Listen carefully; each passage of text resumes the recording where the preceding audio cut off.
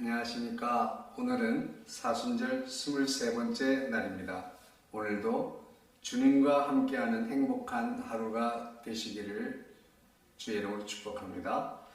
오늘 함께 하실 하나님의 말씀은 신약성경 마가복음 제10장 17절로 31절의 말씀입니다. 제가 봉독하겠습니다. 예수께서 길에 나가실새 한 사람이 달려와서 꿇어앉아 묻자오되 선한 선생님이여 내가 무엇을 하여야 영생을 얻으리까?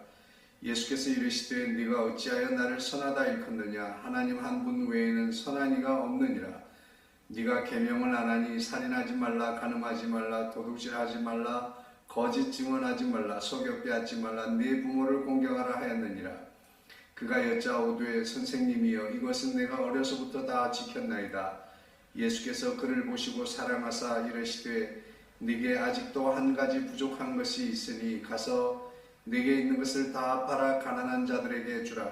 그리하면 하늘에서 보화가 네게 있으리라. 그리고 와서 나를 따르라 하시니 그 사람은 재물이 많은 고로 이 말씀으로 인하여 슬픈 기색을 띠고 근심하며 가니라. 예수께서 둘러보시고 제자들에게 이르시되 재물이 있는 자는 하나님의 나라에 들어가기가 심히 어렵도다 하시니 제자들이 그 말씀에 놀라는지라. 예수께서 다시 대답하여 이르시되 얘들아 하나님의 나라에 들어가기가 얼마나 어려운지 낙타가 바늘 귀로 나가는 것이 부자가 하나님의 나라에 들어가는 것보다 쉬우니라 하시니 제자들이 매우 놀라 서로 말하되 그런즉 누가 구원을 얻을 수 있는가 하니 예수께서 그들을 보시며 이르시되 사람으로는 할 수 없으되 하나님으로는 그렇지 아니하니 하나님으로서는 다 하실 수 있느니라. 베드로가 여짜와 이르되 보소서 우리가 모든 것을 버리고 주를 따랐나이다. 예수께서 이르시되 내가 진실로 너희에게 이르노니 나와 복음을 위하여 집이나 형제나 자매나 어머니나 아버지나 자식이나 전토를 벌인 자는 현세에 있어 집과 형제와 자매와 어머니와 자식과 전토를 100배나 받되 박해를 겸하여 받고 내세에 영생을 받지 못할 자가 없느니라. 그러나 먼저 된 자로서 나중되고 나중된 자로서 먼저 될 자가 많으니라. 아멘. 오늘 읽은 말씀은 유대 사회에서 가장 천대받았던 어린아이들 그들에 대해서 말씀을 나누었습니다. 오늘 본문에서는 유대인들로부터 존중받는 한 부자의 이야기입니다. 누가복음 18장에 보면 이 사람은 부자일 뿐 아니라 관리라고 말하고 있어요. 어려서부터 율법도 잘 지켰다고 합니다. 이 부자 청년은 지금껏 살면서 살인하지도 않았고 간음하지도 않았습니다. 남의 것을 도둑질하지도 않았고 거짓으로 증언을 하거나 누구의 것을 속여서 빼앗지도 않았습니다. 부모도 공경했습니다. 유대인들의 관점에서 보면 이 청년은 아주 신앙생활을 잘하고 하나님의 나라에 틀림없이 갈 수 있는 정도의 사람이라고 여겨지는 것입니다. 그런 청년, 부자 청년이 어느 날 예수님께 찾아와서 물었습니다. 선한 선생님이여 라고 말이죠. 내가 무엇을 하여야 영생을 얻으리까? 라고 말씀하고 있습니다. 굉장히 도전적이고 그리고 자신만만한 질문을 하고 있어요. 서기관이나 바리새인들은 예수님을 걸려서 넘어지게 하고 시험하기 위해서 다가오는데 이 사람 부자 청년은 영생의 문제를 해결하기 위해 예수님께 나왔다는 점에서 다른 바리새인들과 서기관들에 비해서는 그래도 좀 나름대로 열심히 믿음으로 살려고 하는 하나님의 말씀대로 살려고 하는 사람이다라고 짐작할 수 있습니다.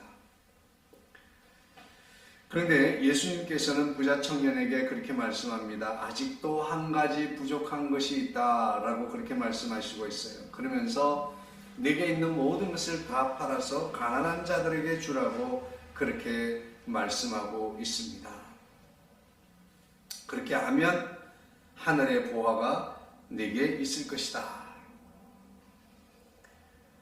그런데 이 말씀대로 순종한 것이 아니라 이 부자 청년은 예수님의 그 말씀에 슬픈 기색을 띠고 돌아갔다라고 성경은 말씀하고 있어요.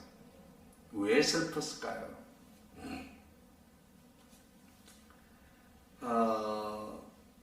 그동안의 부자 청년은 율법을 잘 지켰습니다.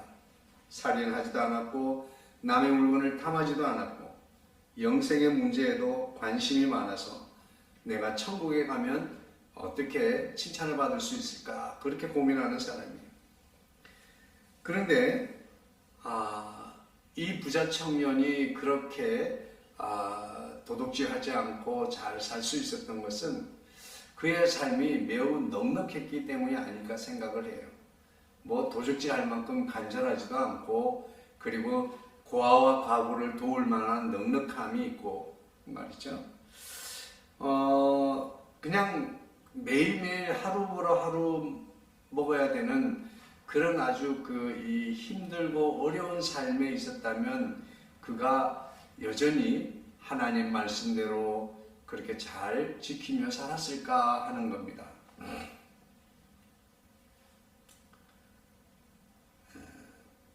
부자 청년은 내게 있는 것을 다 팔아 가난한 사람들에게 주고 나를 따르라고 하는 예수님의 말씀을 듣고는 근심하며 예수님을 떠나갔습니다.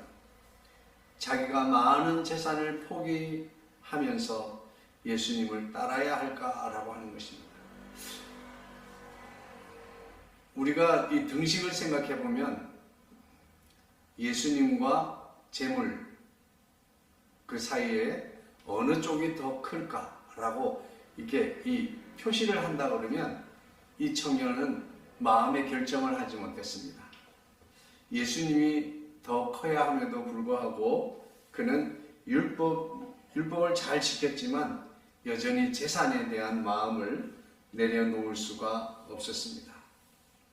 만약에 이 청년이 재산이 많지를 않고 매일매일 살아가는데 허덕이는 사람이었다면 영생의 문제에 그렇게 깊이 고민을 했을까라고 생각해 볼 수 있는 거지요. 우리는 그런 생각을 합니다. 우리가 신앙생활을 열심히 하는 것은 또 교회생활, 또 의무, 교회 의무, 봉사와 헌신, 11조, 뭐 여러 가지 많은 일들 우리가 열심히 하고 있습니다. 성경 공부도 하고 말이야, 교회 봉사도 열심히 하고 있는데, 그런데 우리가 지금은 그렇게 할 수가 없어요. 코로나19로 인해서 우리의 상황이 아주 급격하게 바뀐 상황이 되었습니다. 과연 오늘날 돌아와서 생각을 해보면 우리가 그렇게 할 수 있어서 했던 것은 아닐까라는 생각이 듭니다. 지금은 교회의 모든 사적 모임이 중단되었습니다. 그러다 보니까 누가 새벽에 와서 기도하라고 하는 사람도 없습니다. 주일 예배에 빠지지 말라고 강요하지도 않습니다. 간섭하는 사람도 없습니다. 공식적으로 헌금을 내는지 안 내는지 지켜보는 사람도 없습니다. 우리는 과연 어떨까요? 이 부자는 영생에 관심을 가질 만큼, 먹고 사는 문제에 고민하지 않아도 될 만큼 그는 풍부한 재산이 있었기 때문에 영생에 관심을 가지지는 않았을까요? 오늘 우리의 지난날의 신앙생활들이 우리가 예배도 할만해서 했고 다 할만해서 한 것은 아닐까라는 생각을 합니다. 지금은 우리가 신앙생활을 어떻게 하고 있습니까? 예배와 기도생활은 어떻게 하고 있습니까? 헌신과 봉사는 어떻게 하고 있습니까? 지금도 하나님을 신뢰하며 하나님의 도우심을 전심으로 구하며 살아가고 있습니까? 저는 지금이야말로 우리가 그동안에 해왔던 신앙생활이 형식적인 것이 아니었음을 외적으로 드러낼 수 있는 분명한 기회라고 생각합니다. 오늘 이 부자의 이야기를 보면서 부자가 천국에 들어가기가 매우 힘들다라는 이야기를 들었습니다. 그랬더니 베드로가 우리는 다 버렸는데요 라고 말합니다. 그런데요 100배나 받겠다라고 말씀을 하시는데 박해를 겸하여 받을 것이라 이렇게 말하고 있습니다. 오늘 우리는 그런 생각이 들어요. 부자가 낙타에 들어가는 것만큼 매우 어렵지만 그렇다고 해서 부자가 구원을 받을 수 없나요? 그렇지 않습니다. 오늘 본문의 말씀에 보면 27절 말씀에 그렇게 말씀하고 있습니다. 사람으로는 할 수 없으되 하나님으로는 그렇지 아니하니 하나님으로서는 다 하실 수 있느니라. 할렐루야. 부자이든 가난한 자이든 우리가 주님을 의지하고 하나님 앞에 나올 때 주님께서 부자도 구원받게 하시고 가난한 자도 구원받을 수 있도록 주님께서 인도해 주시는 줄로 믿습니다. 가난한 자든 부자든지 저를 믿는 자마다 영생을 얻게 해 주실 줄로 믿습니다. 우리는 코로나19 현재의 상황, 지금이야말로 더욱더 우리가 힘을 내서 진실하게 신앙의 삶을 경주해야 할 때입니다. 어디서든지 영과 진리로 예배드려야 하겠습니다. 어떻게든지 시간과 장소를 정해서 기도해야 하겠습니다. 그리고 매일 묵상 말씀대로 힘껏 살아가려고 애쓰도록 해야 하겠습니다. 그래서 교회를 비난하고 성도들을 향해 손가락질하는 세상의 신뢰를 회복하는 데 앞장서야 하겠습니다. 지금은 우리가 슬퍼하고 근심하며 예수님을 떠날 때가 아닙니다. 오히려 지금이야말로 우리가 더욱 굳건하게 주님을 붙잡고 주님께 나와 주님을 의지할 때인 줄로 믿습니다. 부자 청년은 슬픈 낯을 하고 돌아갔다고 합니다. 여러분, 우리가 할만할 때 주님 앞에 봉사하고 헌신하고 믿음으로 살아갈 수 있겠지만 그러나 할만하지 않을 때 더욱 우리가 믿음의 삶을 살아갈 때 주님이 더 큰 영광을 받으시고 우리의 신앙 고백이 온전히 이루어지게 될 줄로 믿습니다. 우리 삶을 통하여 주님 앞에 우리의 신앙을 고백하는 저와 여러분의 매일매일의 삶이 되기를 주의 이름으로 축복하고 응원하겠습니다. 기도하겠습니다. 사랑 많으신 주님 감사합니다. 우리는 신앙의 큰 도전을 받고 있습니다. 사람들은 교회를 신뢰하지 않습니다. 성도들을 좋아하지 않습니다. 교회가 모여 예배드리는 것을 아버지 하나님 두려워하고 걱정합니다. 주님, 우리가 그동안에 좋은 여건과 좋은 환경에서 신앙생활을 잘해왔는데 이제는 똑같은 일을 위해서도 무엇인가를 고민하고 결단해야 하는 상황이 되었습니다.